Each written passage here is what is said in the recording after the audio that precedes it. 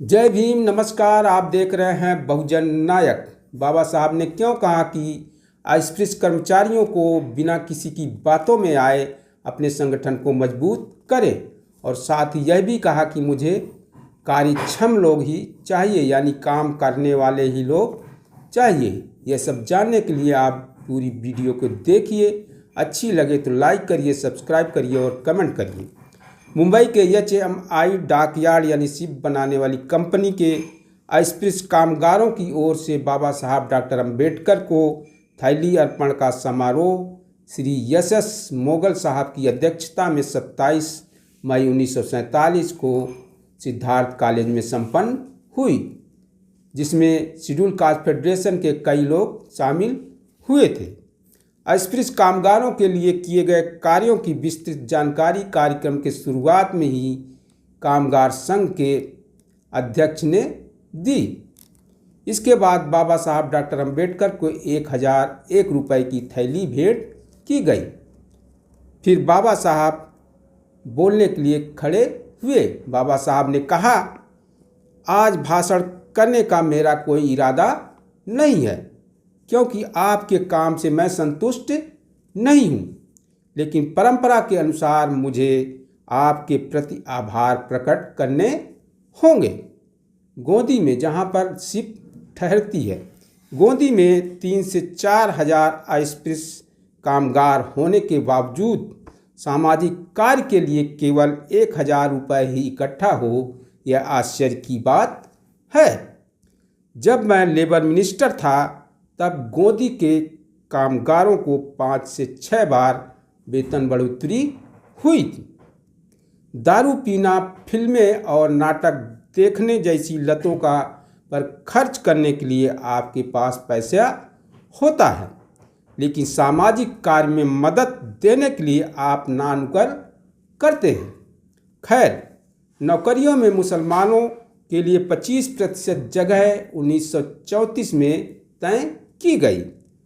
उस वक्त अस्पृश्यों के लिए कोई आरक्षण नहीं था, लेकिन प्रांतीय और भारत सरकार के साथ बड़ी लड़ाई लड़ करके मैंने अस्पृश्य वर्ग के लिए सरकारी नौकरियों में 8.1% प्रतिनिधित्व दिलाया। आगे 1942 से 1945 के आखिर तक जब मैं लेबर मिनिस्टर के पद पर था, तब मैंने अस्पृश्य वर्ग के लिए ढेर सारी नौकरियां उपलब्ध कराई। अपने पद का इस्तीफा देने के एक दिन पहले ही मुझे पता चला कि भारत सरकार ने अस्पृश्यों के लिए सरकारी नौकरियों में जनसंख्या के अनुपात में 12.2% आरक्षण की व्यवस्था की। यह सब मैंने लड़ झगड़ करके आपके लिए हासिल किया है। अब इस सुविधा को हासिल करना आपका काम है। इसके लिए आपको हमेशा संगठित रहना होगा।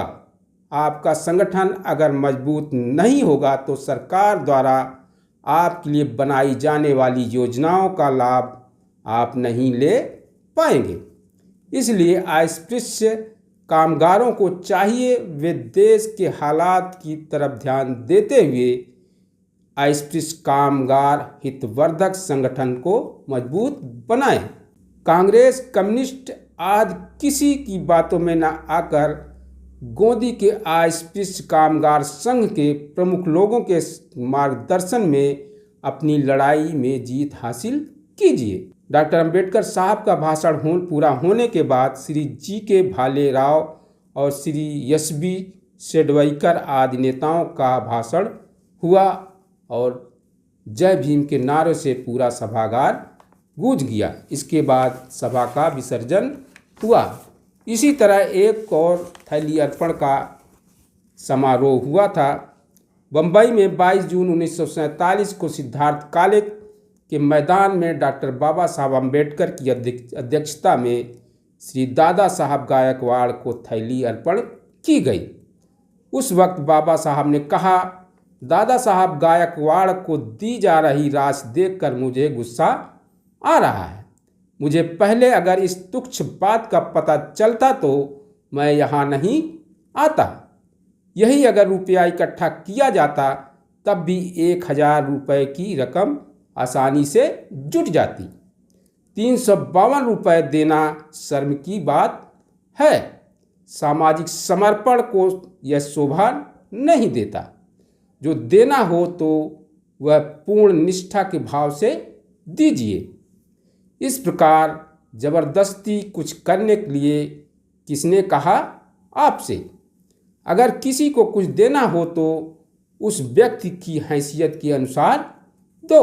कोकड़ी पंचायतों के बारे में बोलते हुए उन्होंने पंचायतों को काफ़ी सुनाया और कहा कि इसके बाद अगर कोई पंचायत बिना वजह पैसा अपने पास रखती है तो उस पर मैं मुकदमा दायर करूंगा। इस बुरी आदत को खत्म करने के लिए कोई कठोर कदम होना ही चाहिए। मुझे कार्यक्षम लोग चाहिए, यानी कार्य करने वाले लोग चाहिए। उनकी क्षमता के बारे में मुझे यकीन होना चाहिए।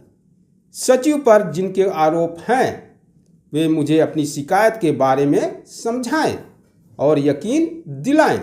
मैं उस जगह पर उन्हें नियुक्त करूंगा।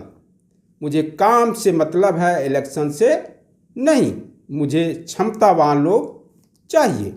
अपना कोंकण प्रांत शिक्षा के क्षेत्र में पिछड़ा हुआ है, इसलिए मैं उसे शिक्षा सुविधाएं उपलब्ध कराने के बारे में सोच रहा हूँ। मुंबई सरकार से ज़मीन की मांग की है। दपोली में बच्चों की शिक्षा के लिए बोर्डिंग खोलना है, इसलिए आप उन्हें तन मन धन से मदद करें। इस कार्य में 20,000 रुपये लगेंगे।